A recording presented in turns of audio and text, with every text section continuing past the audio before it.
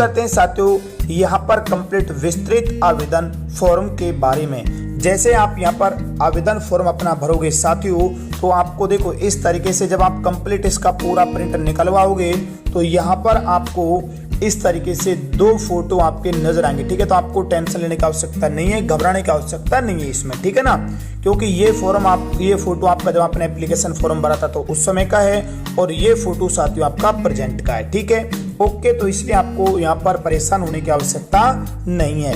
इन्होंने सबमिट किया इसे 24 जून 2023 को। यहाँ पर ये आपके एप्लीकेशन नंबर इसमें आपके शो करेगा। ठीक है, ये आपके एप्लीकेशन नंबर होंगे। यहाँ पर इसके बाद आपका रोल नंबर हो जाएगा इस वाले में। यहाँ पर ये आपका आवेदन पत्र क्रमांक, ऑनलाइन आवेदन पत्र, यानी जिस समय आपने ये वाला फॉर्म फिल किया था वो हो जाएंगे। यहाँ पर मेरिट क्रमांक नंबर अभी आपके पास नहीं, तो आपको टेंशन लेने का आवश्यकता नहीं है। इसमें भी आपको कुछ फिल नहीं करना है।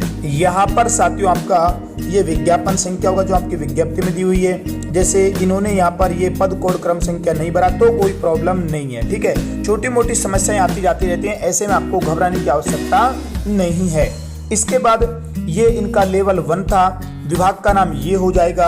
ठीक है, ये आरक्षण वर्ग से रिलेटेड हैं। ठीक है भाई, जैसे यदि सामान्य में है, यदि ईडब्ल्यूएस है तो ईडब्ल्यूएस, पिछड़ा वर्ग है तो पिछड़ा वर्ग, मतलब जो भी आपका साथियों यहाँ पर आता है उसी अनुसार आपको इसे फिल कर देना है। ठीक है, इसके बाद आता है अनुसूचित क्षेत्र विवरण। क्या आप टीएसपी एरिया से हो, टीएसपी एरिया से तो आपका टीएसपी आ जाएगा। ठीक है, यहाँ पर आपका आ जाएगा साथियों इसमें आगे मूल निवास और जन्म स्थान। जो भी आपका मूल निवास है वो मूल निवास भर देना, और जो भी आपका जन्म स्थान है साथियों जन्म स्थान भर देना। ओके, ठीक है, ये इस प्रकार से आप इसे कंप्लीट फिल कर सकते हैं। इसके बाद ये अतिरिक्त विशेष श्रेणी वालों के लिए है, जैसे कि महिला है, विवाहित है, विवाहित जो भी है, ये निःशक्तजन के लिए, भूतपूर्व सैनिकों के लिए, जिसके लिए जो लागू है उसको भरना है, बाकी को नहीं भरना है। ठीक है, ये जैसे कि राज्य सेवा कर्मचारी है, सेवारत कर्मचारी यदि है तो किस विभाग में है।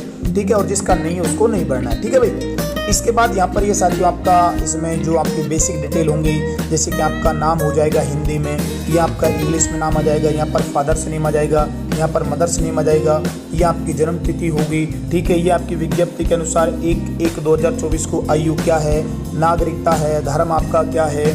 ठीक है, ये वैवाहिक स्थिति, यदि आप विवाहित हैं तो विवाहित में है तो इसमें आपको विवाह का विवरण डालना पड़ेगा, और अविवाहित है तो कुछ भी आपको नहीं करना इसमें। ओके, ठीक है, यहाँ पर यदि जैसे कि अब जो कमेंट कर रहे थे कि विधवा है तो क्या करें, परित्यक्ता है ना, और उनको यहाँ पर साथियों ये कर देना है। ओके, ठीक है, इस तरीके से यहाँ तक इसे फिल कर देना है। इसके बाद ये आता है आपका संतान संबंधित विवरण आता है।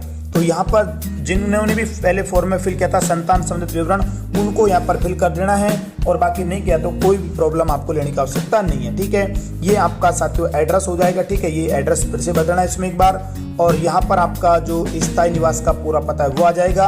अब बात आती है साथियों आपके शैक्षणिक योग्यताओं को लेकर। ठीक है, ये आपके शैक्षणिक योग्यताओं को लेकर आती है साथियों यहाँ पर बात, यानी कि यहाँ पर ये आपके जो शैक्षणिक योग्यताएं हैं इनमें ये आपके होंगे साथियों ऑनलाइन अपलोड, है ना, ये आपके यानी कि ओरिजिनल डॉक्यूमेंट अपलोड होंगे, और एक में आपके स्व प्रमाणित जो अभी मैं आपको आगे दिखाऊंगा वो होंगे आपके। ठीक है, तो यहाँ पर जैसे कि आपका जो 10वीं का है रोल नंबर वो भर देना, कुल प्राप्तांक कितने आपके थे, है ना, प्राप्तांक और कुल अंक कितने थे वो भर देना। ये आपका रिजल्ट टाइप हो जाएगा, यहाँ पर कितनी परसेंटेज बनी थी और किस दिन आपका रिजल्ट जारी हुआ, वैसे आपके कौन से हैं, कोर्स की अवधि कितनी है, और बोर्ड या विश्वविद्यालय का नाम क्या है। इसी प्रकार अपना 12th में भर देना। यहाँ पर ये आपका डीएलएड का हो जाएगा। यहाँ पर आप यदि फॉर्म में आपने स्नातक फिल किया था तो स्नातक भर देना, और नहीं किया तो कोई प्रॉब्लम लेने की आवश्यकता नहीं है। इसके बाद देखो ये बीए बीएससी है ना, उनके लिए हो जाएगा, बीकॉम वालों के लिए, ये एमकॉम वालों के लिए हो जाएगा, ये बीएड शिक्षा शास्त्र यानी कि शिक्षा में स्नातक उनके लिए हो जाएगा, और ये पात्रता।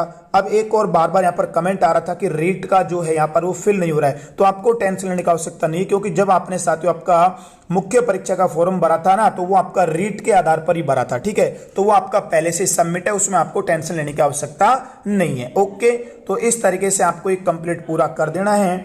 अब आती है आपके यहाँ पर इंटर्नशिप, यदि इंटर्नशिप है तो कर दो, नहीं तो कोई प्रॉब्लम नहीं है। ठीक है, ओके। इसके बाद यदि कोई आपके पास विशेष अनुभव है तो भर देना, नहीं तो भी आपको घबराने की कोई आवश्यकता नहीं है। इसके अलावा ये आपके जैसे कि अतिरिक्त विस्तृत सूचना आपकी आती है, यदि इनमें जैसे कि आप मान लो कोई आयु सीमा में छूट चाहता है तो वो भर देना। ठीक है, जो भी आपका है साथियों भर देना। ओके, और जैसे मान लो यदि आप पर कभी कोई कार्रवाई की गई है या कोई आप पर केस हुआ है तो उसका पूरा डिटेल भर देना। ठीक है, अब देखो साथियों एक यहाँ पर यह आता है आवेदक द्वारा शपथ युक्त घोषणा। इसमें शपथ आप इसमें पढ़ लेना जो भी इसमें आपका है, ठीक है ना। और यहाँ पर है कि मैं ये भी घोषणा करता हूँ कि दिनांक 1/6/22 को या उसके पश्चात 2 से अधिक बच्चे नहीं है, ठीक है। यदि है तो कर देना, नहीं है तो मत कर देना। यहाँ आपका स्थान हो जाएगा और यहाँ पर आपका जिस दिनांक को आप भर रहे हैं वो दिनांक हो जाएगी और यहाँ पर आपका इसमें साथियों सिग्नेचर इसमें हो जाएगा। इसके बाद साथियों अपन चलते हैं आगे। अब देखो जो मैंने आपको बताया था ना कि एक तो आपके ओरिजिनल डॉक्यूमेंट अपलोड होंगे और दूसरे आपके स्वैप प्रमाणित है, यानी कि ये फोटो कॉपी करके उस पर सिग्नेचर करके आपको अपलोड करने हैं। तो यहाँ पर जैसे आपका ये हो जाएगा साथियों इसमें मैट्रिक्स वाला 10वीं वाला, यहाँ पर ये जारी क्रमांक है ना, जारी क्रमांक नंबर क्या है, किस दिन जारी किया गया था, इसी प्रकार ये 12th का आपका हो जाएगा। यहाँ पर आपका देखो उपाधि प्रमाण पत्र मैट्रिक्स। अब इसमें ज्यादातर अभ्यर्थी कमेंट कर रहे हैं कि हम भरें तो किसे भरें। तो देखो भाई एक थोड़ा विशेष ध्यान करना, जैसे कि आपकी जो लास्ट मार्कशीट होती है ना, लास्ट मार्कशीट है ना, उस मार्कशीट को आप भर देना। ओके, जैसे कि मान लो फाइनल ईयर की आपकी मार्कशीट है और उसका उपाधि प्रमाण पत्र है वो आप इसमें लगा देना। ओके ठीक है, यहाँ पर तो आपके 10वीं और 12वीं के हो जाएंगे, लेकिन जो आप स्नातक के लिए कमेंट करें ना बार बार, तो स्नातक में आप इस प्रकार से लगा देना, जैसे कि आपकी मान लो फाइनल ईयर की मार्कशीट है वो मार्कशीट और उपाधि प्रमाण पत्र जो आपका है वो लगा देना, ठीक है। किसी प्रकार की प्रॉब्लम लेने की आपको आवश्यकता नहीं है। चरित्र प्रमाण पत्र, जैसे कि अब देखो बहुत सारे अभ्यर्थी ऐसे जिनके चरित्र प्रमाण पत्र को लेकर कमेंट आ रहे हैं, तो जैसे आपको साथियों जो भी आपका कॉलेज था, कॉलेज की ओर से जो चरित्र प्रमाण पत्र जारी किया गया था, तो वहां पर आपके इस प्रकार से क्रमांक नंबर आपके उसमें थे ना, तो वो क्रमांक नंबर डाल देना है। इसके बाद इसमें साथियों नेक्स्ट आगे आता है, यहाँ पर आप देख लेना। और देखो इस संलग्न संख्या में ना, संलग्न संख्या में जैसे कि 1 2 3 4 5 6 7 8 इस तरह से डाल देना, आपको परेशान होने की आवश्यकता नहीं है, ठीक है। नेक्स्ट आपका आएगा मूल निवास प्रमाण पत्र, जो आपके टोकन नंबर थे उनको भर देना और किस दिन बना वो भर देना। यहाँ पर जाति प्रमाण पत्र हो जाएगा इसी तरीके से। यदि आपका विवाह प्रमाण पत्र है तो वो लगा देना, ठीक है। अटेस्टेशन फॉर्म है तो वो लगा देना साथियों। जैसे कि इसमें क्रमांक नंबर नहीं है तो आप डालना चाहते तो 0 डाल देना, ना कर देना, कोई प्रॉब्लम आपको लेने की आवश्यकता नहीं है। और जिस दिन देखो अटेस्टेशन फॉर्म में यहाँ पर डेट वो डालनी है जिस दिन आपने उसे गजिस्ट्रेड ऑफिसर से सत्यापित करवाया था वो, ठीक है। इसके बाद यहाँ पर देखो यदि आपके जैसे कि स्नातक है आपके पास तो अंक डाल देना, ठीक है। अधिस्नातक है तो वो डाल देना। और इसके अलावा आपका MA M.Com MSc जो है वो डाल देना। और ये अनापत्ति प्रमाण पत्र जो गवर्नमेंट जॉब में पहले हैं उनके लिए आवश्यक है, बाकी के लिए आवश्यक नहीं है, ठीक है।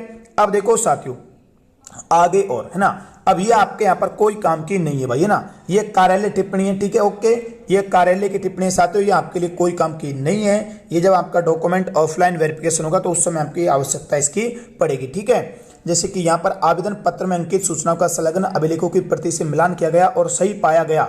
देखो सही पाया गया तो सही लिखेंगे और कोई कमी पाई गई तो यहाँ पर कमी आपके ऐड कर देंगे, ठीक है। ये शिक्षा संबंधित प्रमाण पत्र प्रपत्र 3 है ना। इसके बारे में अभी थोड़ा और स्थिति में आपको स्पष्ट कर दूंगा, आपको टेंशन लेने की आवश्यकता नहीं है इसमें। ओके ठीक है। और ये आपके जो चेकलिस्ट थी ये पहले भी मैंने आपको बता दिया है, चेकलिस्ट को आपको इसी प्रकार से भर देना है, टेंशन लेने की आवश्यकता आपको नहीं है, ठीक है। और नेक्स्ट अगला ये आपका आयु से रिलेटेड था कि आप छूट चाहते हैं नहीं चाहते हैं, जो आपका हो जाएगा, ठीक है। और ये आपका वही था अभ्यर्थियों का वर्ग किस वर्ग से हो, है ना, ये कंप्लीट जानकारी आपके इसमें हो जाएगी। अब नेक्स्ट आपका आगे आता है साथियों, इसमें यहाँ पर देखो अब इसमें ये आपके काम का भी नहीं है। जब आपका फाइनल सबमिट निकलेगा ना फॉर्म तो ये आपको संभाल कर रखना है। ये आपका होगा देखो भाई कार्यालय उपयोग हेतु परिनिरीक्षण टिप्पणी, है ना, आवेदन पत्र प्राप्ति की अंतिम तिथि, आवेदक की श्रेणी, यानी कि जो आपके डॉक्यूमेंट वेरिफिकेशन करेंगे ना वो करेंगे इसको, ठीक है भाई। ओके, ये जो है साथियों है ना, जो ये प्रिंट आपका निकलेगा, जो डॉक्यूमेंट वेरिफिकेशन करेगा ना, देखो यहाँ पर ये रहे ना, ये रहे साथियों, जो डॉक्यूमेंट वेरिफिकेशन करेगा आपका ऑफलाइन वो इस चीजों को भरेगा कि जैसे कि आवेदन पत्र प्राप्ति की अंतिम तिथि क्या थी, आवेदन पत्र प्राप्ति की कार्यालय तिथि क्या थी, आवेदक की श्रेणी क्या है और मेरिट क्रमांक नंबर क्या है, विषय जैसे कि आवेदन पत्र स्व हस्ताक्षरित व पूर्ण प्रविष्टियां सहित प्राप्त हुआ है नहीं हुआ है, मान लो कोई कमी है तो क्या कमी है, ठीक है। और 2 फोटो निर्धारित स्थान पर चिपके हुए हैं नहीं है, ठीक है। और जो आपके आवेदन पत्र में श्रेणी वर्ग के लिए जो आपने अप्लाई किया वो सही है नहीं है, ठीक है। तो ये आपके कोई काम का नहीं है, ये आपके काम का है ऑफलाइन में। ओके, तो इसलिए इसको आपको संभाल कर रख लेना है, ठीक है भाई। ओके हाँ, तो इस तरीके से साथियों आपका ये फाइनल सबमिट हो जाएगा और ये आपके आ जाएगी फीस की रिसिप्ट, ठीक है भाई। ये आपके फीस की रिसिप्ट आ जाएगी इस तरीके से। तो आपको साथियों घबराने की आवश्यकता नहीं है, टेंशन लेने की आपको आवश्यकता नहीं है। इस तरीके से आपका यहाँ पर ये सक्सेस लिखा आ जाएगा। ओके भाई।